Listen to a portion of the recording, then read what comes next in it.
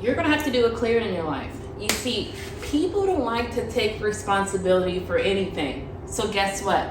They're not gonna take responsibility for their negative energy. They're not gonna take responsibility for their negative actions, leaving it up to you to take responsibility. These negative people are not supporting you. Their negativity is stopping you from being your fullest potential. Haven't you heard the saying about negativity? Negativity spreads faster than what? Faster than positivity. Therefore, you have to take action. You have to take action. Responsibility for the energy that's brought in your presence. Know this one thing. You cannot move forward in life when the energy that's constantly around you is constantly negative. You cannot move forward. There's a term to this thing. These people are called energy vampires. Now you may say, why? Because they will literally suck the life out of you with all of their negativity, all of their negative actions. What's up, YouTube? Welcome back to The Fabulous Life of Natalie, and in this video we'll be discussing how to deal with negative people. So make sure you hit the like button, make sure you subscribe if you haven't done so already, and hit the notification bell so you never miss a video. Leaving a comment in the comment section would be grateful too. I would greatly appreciate it. So let's get to it. I had to learn the hard way about energy vampires, and then it clicked to me one day. I don't have to be around this person. I don't have to be around this environment. And hopefully this will happen to you too, guys. You don't have to be around these situations. You don't have to be around these people. I was tired of feeling constantly drained. I was tired of feeling constantly down. I'm around someone and they're constantly nagging and constantly just, what I do is cut them off, guys. Like, I cut them off. I make a mental note to say, all right, Natalie, it's time to grab the scissors. And I'm gonna give you the perfect example of this grab the scissors scenario. Like I said, some people feel like it's too harsh. I should just speak to them. I should let them know why I'm cutting them off. But I feel like everybody knows what they're doing. I had worked with a lady. I realized that she was like smothering me. I knew from day one, our personalities didn't click. I don't know if you've ever been around someone and you talked and then they talked and it just felt like, all right, I don't have nothing in common with this person. That's how I felt day one with this person. But she came up to me like, hey, you know what? You have good energy. I want to hang out with you. Don't get me wrong. Sometimes you may click with someone the first day and feel that way, but I did not feel that way. So I was just like, okay, yeah, whatever. If you guys seen my episode, you know that I stay constantly busy. I get like 5 hours of sleep, and I really don't have the time. From day one, our personalities didn't click. She was my manager, so I guess she felt like she had to talk to me. I don't know why, but I guess she did. Moral of the story is that I had a YouTube and kept asking me, can I follow your YouTube? Can I follow your YouTube? I have good intuition. I knew from day one I didn't want her to follow my YouTube. So whenever she would ask to follow my YouTube, I would say, you know what, like, it's hot in here. I would just change the subject real fast until she kept asking me, so I finally gave it to her. After I gave her my YouTube, every time I posted, she would say, you know, I like that video, I like that video. And it got to the point where she was like, don't you think you're posting too much information on YouTube? And I'm just like, what? Like, I'm a grown woman. I'm allowed to post on there what I want to post on there. She would ask to eat lunch with me, and I would just be like, no, like my alone time at lunch. Then it came to the time where she was like, you don't share your husband on YouTube. What does he look like? What does he look like? What does he look like? What does he look like? And every time she would say that, I would change the subject. Since I did give her the YouTube, guys, she may be watching this as we speak, but hopefully she gets the idea.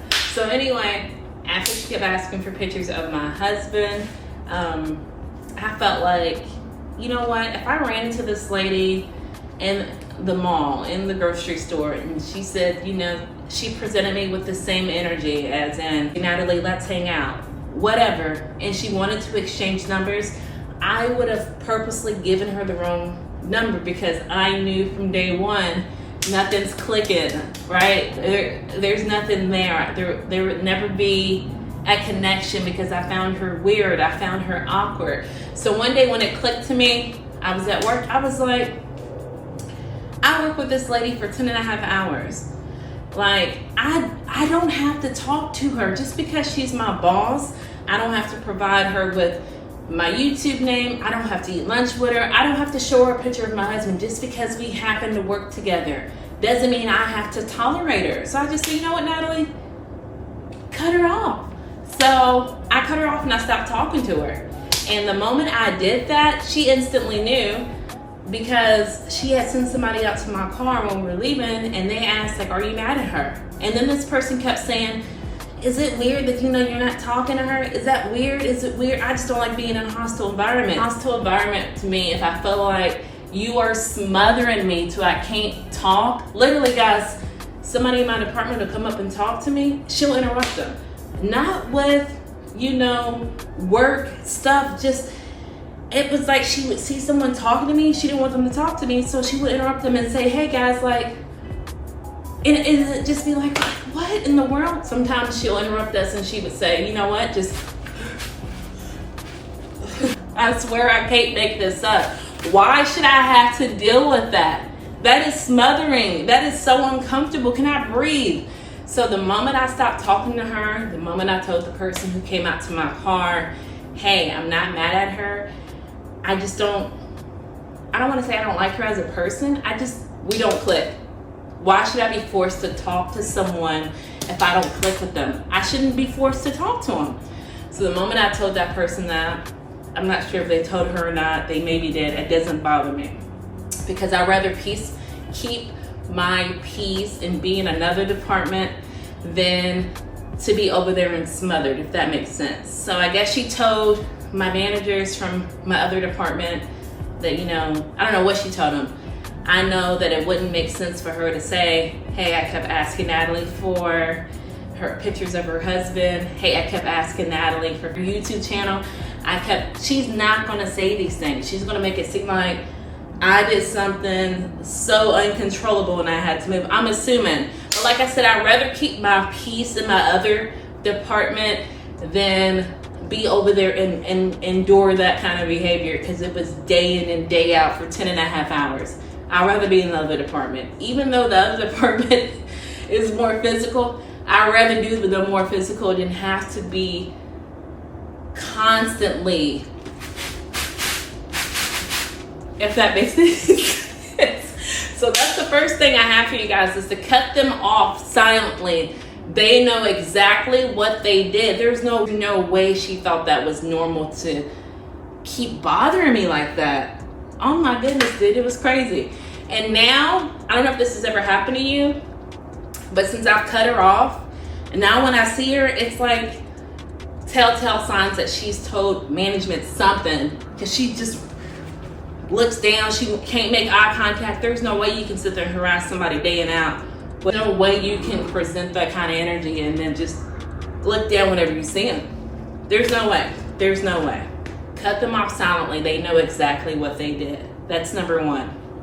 I don't know if you guys have ever had someone talk to you and it's always been weird, and I don't know the word for it besides weird. It's always been weird. It's always been awkward until you silently wish, like, please stop talking to me. That's how it was for her. Every time she talked to me, it was something I really didn't care about. Like I said, we had nothing in common. It was always felt like I was being bothered. My peace was being bothered. So that's one reason why I knew I had to cut her off. Like I said, cut someone off in silence. Like I said, if just cutting them off seems too harsh, of course you can have a conversation with them. Now, don't expect a person with a negative perspective on everything to understand that they're being negative, because they're not going to understand that. But you can also just walk away from them. Anytime they're saying something negative, just walk away. Or if you happen to be on the phone, just hang up. If it's a messenger, just don't respond. I have another scenario for this. I remember one day I went into work and somebody was telling me this story. It was like this most bizarre story. Anyway, the story was so bizarre and so drama filled that I was just like, oh my God, dude, like, can we change the subject? This is too much drama. It was the beginning of the shift. It was too much drama. So I walked away and I said, hey, let's change the subject. I don't like to be filled with so much drama, negativity. Oh my goodness, I don't like to be around that. So if cutting them off is too much for you, definitely just walk away, change the subject, and hopefully that would eliminate the negativity.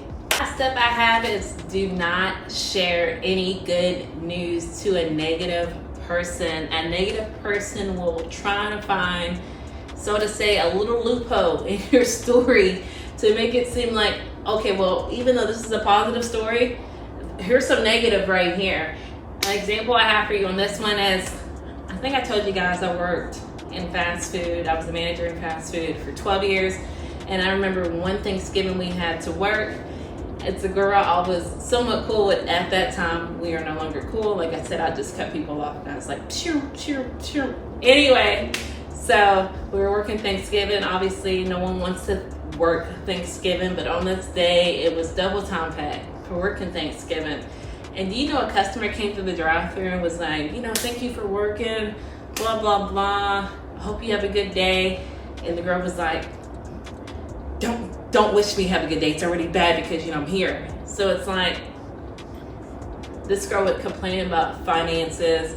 How do you take a holiday that you're getting paid double and see a negative part of it? Just some people, like I said, when it comes to negative people, you cannot tell them good news. They're going to find a loophole of, hey, even though you got a 98%, it's not 100%, they're going to find a way of making it not so good news. So I would say do not share good news with a negative person. They're going to find a way of making it bad.